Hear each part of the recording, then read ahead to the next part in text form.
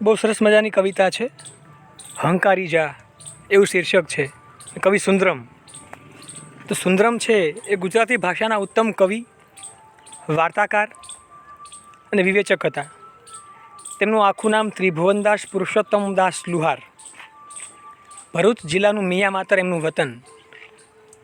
પ્રારંભમાં અભ્યાસ અને વ્યવસાય માટે અમદાવાદ રહેલા અને પછી 1945થી લઈને છેક પોતાનું મૃત્યુ થયું ત્યાં સુધી યોગ સાધના માટે પોંડિચેરી અરવિંદ આશ્રમમાં રહેલા. આપણા ગાંધીયુગના પ્રમુખ કવિ તો બરાબર છે, ટૂંકી વાર્તા ક્ષેત્રે પણ એમનું બહુ મોટું પ્રદાન છે. વિવેચન, નાટક, પ્રવાસ, નિબંધ અને અનુવાદ આ બધા ક્ષેત્રોમાં પણ એમણે ઉત્તમ કાર્ય કર્યું છે.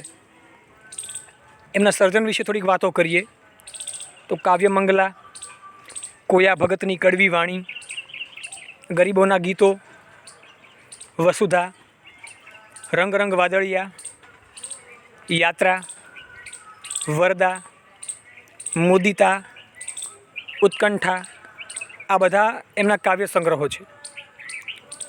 તો હીરાકણી અને બીજી વાતો, ખોલકી અને નાગરિકા, પ્યાસી, ઉન્નયન અને તારીણી આ બધા એમના વાર્તા સંગ્રહો છે. અર્વાચીન કવિતા અને અવલોકના આ બે એમના વિવેચનના પુસ્તકો છે. તો દક્ષિણાયન નામનો એક પ્રવાસ ગ્રંથ પણ એમણે લખેલો છે. આ કવિની જે પ્રકૃતિ છે, હું કવિ તરીકેની પ્રકૃતિની વાત કરું છું, તો મુખ્યત્વે એક તો પ્રકૃતિ અને પરમ તત્વની આરાધના એટલે કે ઈશ્વરીય વાતો એમની કવિતામાં કેન્દ્ર સ્થાનો છે. એમને ઘણા બધા પારિતોષિકો પણ પ્રાપ્ત થયા છે. રણજીતરામ સુવર્ણચંદ્રક, મેહડા પારિતોષિક અને પછી એક છે નર્મદ સુવર્ણચંદ્રક અને સાહિત્ય અકાદમી દિલ્હીનો, આવા ઘણા બધા પુરસ્કારો એમને પ્રાપ્ત થયા છે. આપણે કવિતાની વાત કરવી છે. હંકારી જા એ નામની એમની કવિતા છે. તો સમગ્ર કવિતાની અંદર અહીંયા કવિની ઈશ્વરના દર્શનની તીવ્ર ઝંખના આપણી સામે કવિ રજૂ કરે છે. કવિ અહીંયા શબરીનું ઉદાહરણ આપે છે કે શબરીને જે ભગવાન રામના દર્શનની ઝંખના હતી, ઉત્કંઠા હતી, અને એ સમયે ઘણા બધા વર્ષોના તપ પછી ભગવાન રામ એની પાસે આવે છે અને પોતે હડઘેલી થઈ જઈ અને એઠા બોર ભગવાન રામને ચખાડે છે અને જ્યારે એ પરમપદને પામે છે. એવી જ ઉત્કંઠા અહીંયા કવિને છે. અહીંયા કવિ છે એ પરમાત્માને પિયા એ નામથી સંબોધે છે. એક અદ્ભુત ગીત છે રમેશ પારેખનું. બે ત્રણ ગીતો જો આ સંદર્ભમાં ખુલે છે. એક તમે ગીત જુઓ તમે. એક પેલું ગીત છે નરસિંહ મહેતાનું. અદ્ભુત કવિતા છે એ પણ. હળવે હળવે હળવે હરજી મારે મંદિર આવ્યા રે, હળવે હળવે હળવે હરજી મારે મંદિર આવ્યા રે, મોટે મોટે મોટે મેં તો મોતીડે વધાવ્યા રે, ને કીધું કીધું કીધું મુને કંઈક કામણ કીધું રે, લીધું લીધું લીધું મારું મન હરીએ લીધું રે, ભૂલી ભૂલી ભૂલી હું તો ઘરનો ધંધો ભૂલી રે, ફૂલી ફૂલી ફૂલી હું તો હરિમુખ જોઈ ફૂલી રે. તો રમેશ પારેખનું પણ એક અદ્ભુત ગીત છે. એની એક લાઈન બહુ મસ્ત છે કે મારા સપનામાં આવ્યા હરી. જો તમે, એટલે હરી કોઈ પણ રીતે આવે છે, ભલે એ પછી સપનામાં આવે કે પ્રગટ થઈને આવે, અથવા તો અહીંયા કવિને આ કાવ્ય તો આખું અલગ પ્રકારનું છે, પણ હું થોડાક બીજા તમને સંદર્ભો આપું છું. શું કહે છે કવિ કે મારા સપનામાં આવ્યા હરી, મને બોલાવી ઝુલાવી વાલી કરી, મારા સપનામાં આવ્યા હરી, ને સામે મરકત મરકત ઊભા, સામે મરકત મરકત ઊભા મારી મનની દ્વારિકાના સુબા. જો તમે, આ પણ એ પ્રકારની એક કવિતા છે કે મારી બંસીમાં બોલ બે વગાડી તું જા, મારી બંસીમાં બોલ બે વગાડી તું જા, મારી વીણાની વાણી જગાડી તું જા. હે પરમાત્મા, તું આવ, મારા જીવનરૂપી બંસરી છે, ઘણા બધા છિદ્રો છે એમાં, બસ ફૂંક મારવાની જરૂર છે, પણ કોઈ ફૂંક મારવાવાળો નથી. તો તું તો પરમાત્મા છો, તારી ફૂંકથી તો હું વાગી જઈશ. કે મારી બંસીમાં બોલ બે વગાડી તું જા, મારી વીણાની વાણી જગાડી તું જા. ને મારી વીણા એકદમ શાંત પડી છે. વીણા છે એ માતા સરસ્વતીનું વાદ્ય છે, વિદ્યાની દેવી કહેવાય છે, અને એનું જોડાણ સીધું વિદ્યા સાથે હોય છે. પણ કવિ શું કહે છે પરમાત્માને, કે કઈ રીતે આવવાનું કહે છે?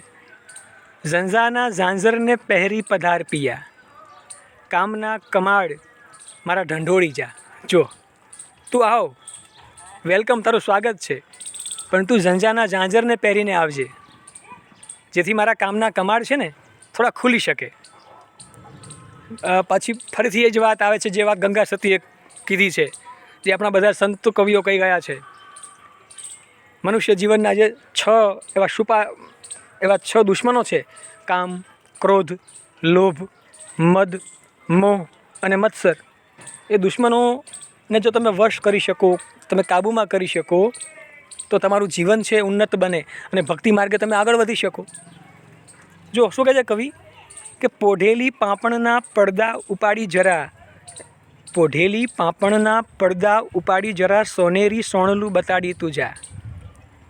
મારી પાપણ સૂતેલી છે, એના પડદાઓ છે ને પડી ગયેલા છે, આ પડદો ખુલી જાય. જો મનુષ્યનું અને ભગવાન વચ્ચેનું અંતર કેટલું, એક પડદો છે. એ કયો પડદો? અજ્ઞાનનો પડદો.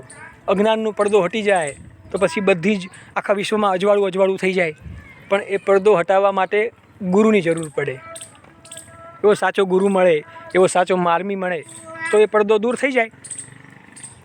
મારી પાપણના પડદા છે ને એ પોઢેલી પાપણ છે, એના પડદા છે, તું ઉપાડી દે. એ ભગવાન બધું કરી શકે. એ તો માત્ર એક ઈશારાથી, એ ઘડીના છઠ્ઠા ભાગમાં જો પરમાત્માની કૃપા થાય તો એ પડદા હટી જાય અને આપણને એવા નવા સોનેરી સપનાઓ પણ બતાય.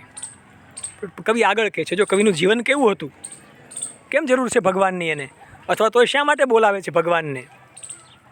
કે કવિ કહે છે કે સુની સરિતા અને તીર પહેરી પિતાંબરી, દિલનો દડુલો રમાડી તું જા. મારું જીવન છે ને એ સોની સરિતા જેવું છે, એકદમ સૂની ઉજ્જડ નદી જેવું મારું જીવન છે. ત્યાં તું આવ, પણ કઈ રીતે આવ? તો પિતાંબરી પહેરીને આવ. આ પિતાંબર ભગવાન કૃષ્ણના વસ્ત્રો છે, અને પીળો કલર છે ને એ ઉમંગનો એક ભાવ બતાવે છે.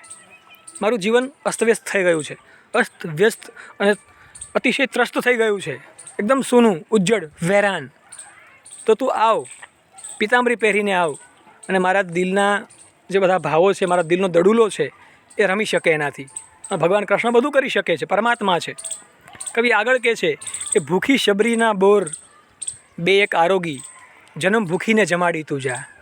જેવી રીતે ભગવાન રામ એ શબરીના બોર ખાવા માટે આવ્યા હતા અને એઠા બોર ખાધા હતા, તો એક બે મારા જીવનના પણ એવા તું બોલ ચાખી જા કે જેથી મારા જન્મની ભૂખ છે ને એ ખુલી જાય, મટી જાય.